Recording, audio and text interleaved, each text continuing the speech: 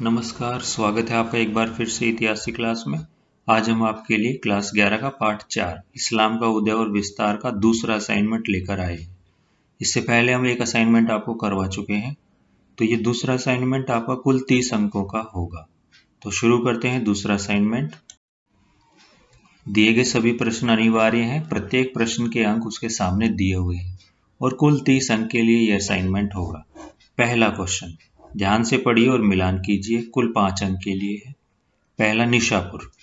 Nishapur Seljuk शासकों की राजधानी रही थी, पहली राजधानी।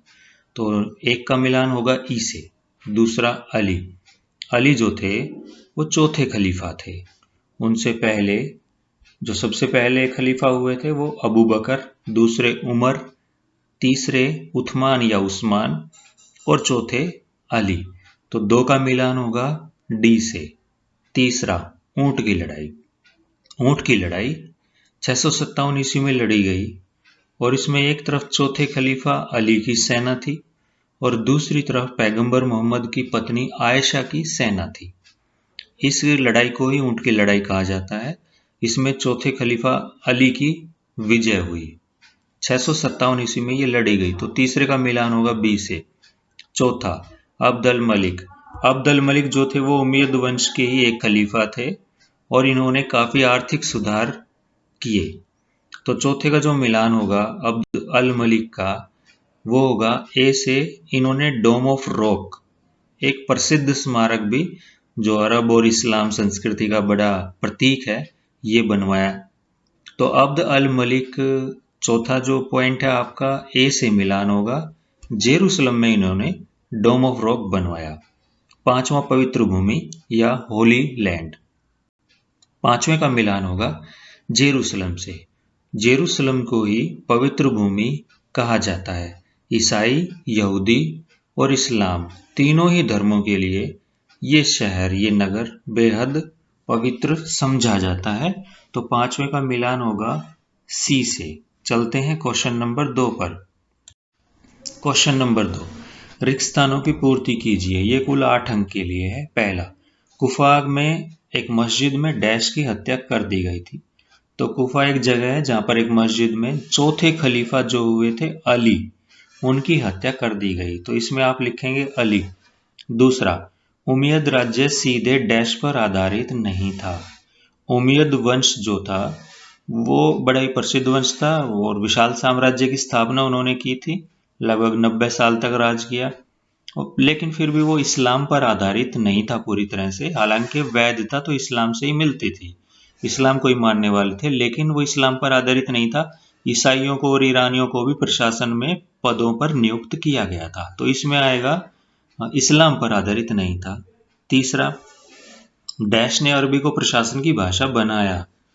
तो अब्द अल मलिक जो थे उमय्यद वंश के खलीफा हुए हैं, 5वें खलीफा हुए हैं, उन्होंने अरबी को प्रशासन की भाषा बनाया। इसमें आएगा अब्द अल मलिक। चौथा, अब्बासियों की दूसरी राजधानी का नाम डैश था। तो जो अब्बासी थे उनकी जो दूसरी राजधानी थी उसका नाम था समारा। इसमें लिखेंगे समारा। पांचवा, शहनशाह एक प्राचीन डैश पदवी थी। शहनशाह जो शब्द है मतलब राजाओं के राजा, ये एक प्राचीन ईरानी पदवी थी। इसमें लिखेंगे ईरानी। छठा, अरबों ने जेरूसलम को डैश में जीत लिया था। तो अरबों ने जेरूसलम, जिसे पवित्र भूमि भी कहते हैं, और जब अरबों ने अपने साम्राज्य का विस्तार किया इस्लाम के उदय के बाद, तो 638 में अरबों ने जेरूसलम को जीत लिया था। तो यहाँ खालिस्तान में लिखेंगे 638। सातवां, तुर्की गुलाम अधिकारियों को डैश कहते थे। तो जो तुर्की गुलाम अधिकारी थे उनको मामलुक भी बोलते थे और यहाँ आप लिखेंगे मामलुक। आठवां, फातिमी खिलाफत जो उत्तरी अफ्रीका में जिसका उदय हुआ, तो फातिमी खिलाफत ने डैश को अपनी राजधानी बनाया। फातिमी खिलाफत ने काहिरा को अपनी राजधानी बनाया। काहिरा, जिसको मिस्र की राजधानी कैरो जो अभी भी है, तो यहाँ पर आप लिखेंगे काहिरा। तीसरे में है सत्य और असत्य बताना। ये कुल 2 अंक के लिए। पहला, अली जो चौथे जो खलीफा हुए हैं, अली के समर्थकों और शत्रुओं ने बाद में इस्लाम के 2 मुख्य समुदाय शिया और सुन्नी बना लिए। देखिए, इस्लाम भी दो भागों में, इस्लाम के अनुयायी दो भागों में बट गए, शिया और सुन्नी। और अली के बाद ये ऐसा हुआ। तो ये जो आपका कथन है बिल्कुल सत्य है कि इनके समर्थक और शत्रु जो इनके खिलाफ थे, दो भागों में इस्लाम के अनुयायी बट गए, शिया और सुन्नी आज भी बटे हुए हैं। दूसरा पॉइंट, गजनी के शासकों के लिए अब्बासी खलीफा प्रतिद्वंदी शत्रु थे। तो गजनी के जो शासक थे, जैसे महमूद गजनवी या उनके पिता हुए, ये जो शासक थे, इनकी अब्बासी खलीफाओं से शत्रुता थी, ऐसा इस कथन में दिया हुआ है। लेकिन ये कथन सही नहीं है, क्योंकि गजनी के शासक तो स्वयं खलीफाओं से अपने पद को वैध बनवाते थे, मतलब मान्यता प्राप्त करते थे। तो ये कथन सत्य नहीं है। गजनी के शासक अब्बासी खलीफाओं के शत्रु या आपस में नहीं थे, उनसे मान्यता प्राप्त करने की कोशिश करते थे। चलते हैं क्वेश्चन नंबर 4 पर। प्रथम धर्म युद्ध का सही समय चुनना है। ए 1145 से 1149, बी 1189, सी 1098 से 1099 या डी 1187। तो आपका जो धर्म युद्ध लड़े गए ईसाइयों और मुस्लिम शासकों के बीच में, उसमें जो पहला युद्ध लड़ा गया, पहला धर्म युद्ध लड़ा गया ईश्वर के नाम पर, वो हुआ है 1098 से 1099। तो आपका सी ऑप्शन सही है। दूसरा धर्म युद्ध 1145 से 1149 के बीच में लड़ा गया। तो आपका जो ए ऑप्शन है ये दूसरे धर्म युद्ध के लिए। तीसरा जो लड़ा गया वो 1189 में लड़ा गया। तो बी जो ऑप्शन है वो तीसरे धर्म युद्ध के लिए। पर क्वेश्चन है पहले धर्म युद्ध का समय बताओ, तो इसमें आएगा सी 1098 से 1099 के बीच में पहला धर्म युद्ध लड़ा गया। क्वेश्चन नंबर 5, निम्न में से किसने पुण्य भूमि को मुक्त कराने के लिए ईश्वर के नाम पर युद्ध का आह्वान किया था? ए उथमान ने, जो तीसरे खलीफा हुए हैं, बी पोप अर्बन द्वितीय ने, या सी पहले उमैयद खलीफा जो मुआविया थे, या डी पैगंबर मोहम्मद ने। तो पुण्य भूमि जिसको बोलते हैं जेरूसलम, उसको मुक्त कराने के लिए पोप अर्बन द्वितीय ने आह्वान किया था, और बाइजेंटाइन जो राजा थे, सम्राट थे, उनके साथ मिलकर उन्होंने ईसाइयों का आह्वान किया कि आप जेरूसलम को, क्योंकि वो ईसाइयों के लिए भी पवित्र भूमि थी, उसको मुक्त कराने के लिए धर्म युद्ध लड़े। तो पहला धर्म युद्ध जो लड़ा गया 1098 से 1099 के बीच। तो पांचवा जो क्वेश्चन है आपका, इसका सही उत्तर होगा बी, पोप अर्बन द्वितीय ने ऐसा आह्वान किया था कि पुण्य भूमि को मुक्त कराने के लिए ईश्वर के नाम पर धर्म युद्ध किया जाए।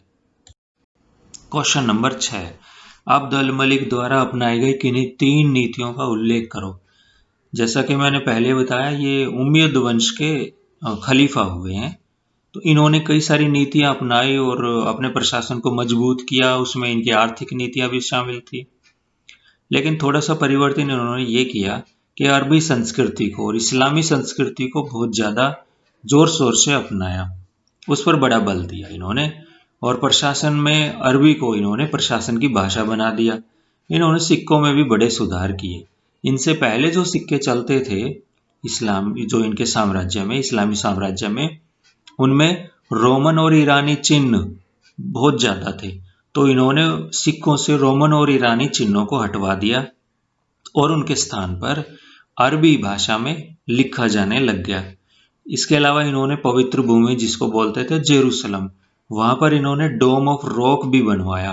और ये जो डोम ऑफ रॉक है वो अरब इस्लामी पहचान का, अरब इस्लामी संस्कृति का एक बड़ा प्रतीक है, बड़ी ही फेमस इमारत है।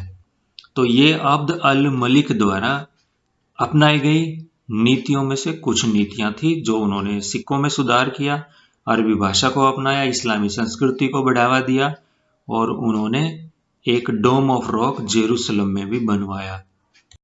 क्वेश्चन नंबर 7, उमैयदों ने कौन से राजनीतिक उपाय किए जिससे उम्मा के भीतर उनका नेतृत्व सुदृढ़ हो गया? ये 5 अंक के लिए। उम्मा क्या था? उम्मा था कि इस्लाम में विश्वास करने वाले लोगों का जो समुदाय था, मतलब सभी मुस्लिम लोग जो थे, सभी पैगंबर मोहम्मद की शिक्षाओं में शिक्षाओं को जो मानते थे, जो विश्वास करने वाले लोग थे, उस समुदाय को ही उम्मा कहते हैं। तो उमैयद वंश जो था उन्होंने ऐसे क्या उपाय किए कि उनका जो साम्राज्य था, जो नेतृत्व था, वो सुदृढ़ हो गया। तो पहला जो ये उपाय जो किया गया उनके द्वारा, जो पहले खलीफा हुए हैं उमैयद वंश के, वो हुए मुआविया। और मुआविया ने दमिश्क को अपनी राजधानी बनाया, ये सीरिया में है। बी उन्होंने जो किया कि भाई बाइजेंटाइन जो राजा थे, सम्राट थे, उनकी दरबार की रीति रिवाजों को, रस्मों को इन्होंने अपना लिया, उमैयद वंश के खलीफाओं ने। और जो बाइजेंटाइन साम्राज्य था उस समय, उनकी प्रशासनिक संस्थाओं को भी इन्होंने अपनाया। इसके अलावा एक परिवर्तन जो इन्होंने किया, उमैयद वंश के खलीफाओं ने उत्तराधिकार की एक समस्या थी उस समय, उसको दूर करने के लिए उन्होंने वंशगत उत्तराधिकार की शुरुआत की। और मुआविया ने मुस्लिमों को, और जो इनके धार्मिक लोग थे, उनको ये मना लिया कि भाई वो मुआविया के पुत्र को ही अपना अगला खलीफा मान ले। मतलब वंशगत उत्तराधिकार की शुरुआत भी इन्होंने प्रशासन में की, और इस तरह से एक बड़ी समस्या का हल इन्होंने निकाल लिया। क्योंकि वंश जो उत्तराधिकार का युद्ध हो जाता था, एक बड़ी समस्या थी, उत्तराधिकार की समस्या को इन्होंने दूर कर दिया। डी, प्रशासन में इन्होंने धर्मांधता का पालन नहीं किया, ईसाई सलाहकार भी नियुक्त किए, और ईरान से जो जरथुस्त्र लिपिक थे, ईरानी अधिकारी थे, उनको भी इन्होंने नियुक्त किया प्रशासन में। इस्लाम से इनको वैधता तो मिलती थी, लेकिन इनका जो राज्य था, मुआविया जो खलीफा थे, उमैयद वंश के जो खलीफा थे, इनका जो राज्य था वो सीधे सीधे इस्लाम पर आधारित नहीं था। ऐसा हम इसलिए कह सकते हैं कि इन्होंने ईसाइयों को भी और ईरानियों को भी पद प्रशासन में प्रदान किए थे। उमैयद खलीफाओं द्वारा ये जो परिवर्तन किए गए, इसके कारण ये वंश 90 साल तक सत्ता में बना रहा, और बाद के खलीफाओं ने भी इन परिवर्तनों को अपनाया। चलते हैं क्वेश्चन नंबर 8 पर। धर्म युद्धों से क्या अभिप्राय है? धर्म युद्धों का यूरोप और एशिया पर क्या प्रभाव पड़ा? इंपॉर्टेंट क्वेश्चन है, 5 नंबर के लिए यहाँ दिया हुआ है। तो 1095 से 1291 के बीच पश्चिमी यूरोपीय ईसाइयों के द्वारा जो पवित्र भूमि वो लोग मानते थे, उस पर कब्जा करने के लिए, उसे मुस्लिम राजाओं से मुक्त कराने के लिए, क्योंकि 638 में ही मुस्लिम शासकों ने, खलीफाओं ने पवित्र भूमि पर कब्जा कर लिया था, इसलिए उसको मुक्त करवाने के लिए युद्ध किए गए ईश्वर के नाम पर, और इन्हीं युद्धों को धर्म युद्ध के नाम से जानते हैं। तो ये थे धर्म युद्ध। अब ये जो धर्म युद्ध हुए, इनका प्रभाव क्या पड़ा? इनका प्रभाव ये पड़ा कि वही धर्म युद्धों में मुस्लिम और ईसाइयों के बीच भयंकर लड़ाइयाँ हुई। तो मुस्लिम राजाओं ने अपनी ईसाई प्रजा पे बड़ी सख्ती की नीति अपनाई, बड़ी कठोर नीति अपनानी उन्होंने शुरू कर दी, जो उससे पहले नहीं अपनाई जाती थी। दूसरा, इससे व्यापार के भी कई मार्ग खुल गए। युद्ध तो हुए, लेकिन व्यापार को बाद में बढ़ावा मिला। युद्ध के बाद में जो हालात हुए, शांति की स्थापना हुई, उससे व्यापार को भी बढ़ावा मिला। तीसरा, पूर्व और पश्चिम के बीच होने वाले व्यापार में इटली के जो व्यापारिक समुदाय थे, जो व्यापारिक नगर थे, उनका बड़ा अधिक प्रभाव बढ़ गया। तो ये भी एक प्रभाव हुआ धर्म युद्धों का। चौथा, जहां मिलीजुली आबादी रहती थी, ईसाई और मुस्लिम, यहूदी एक साथ रहते थे, वहां समुदायों के बीच में सुरक्षा की एक जो भावना थी, उनके मन में असुरक्षा की भावना आने लग गई। तो ये समुदायों को एक दूसरे पर भरोसा कम हो गया। ऐसा धर्म युद्धों के कारण हुआ, और इसी कारण मुस्लिम राजाओं ने अपनी ईसाई प्रजा पर कठोर नीति अपनाई। तो ये थे धर्म युद्धों के प्रभाव 5 नंबर के लिए। ये असाइनमेंट पूरा हुआ। अगले वीडियो में हम इसका तीसरा असाइनमेंट लेकर आएंगे। बहुत बहुत धन्यवाद।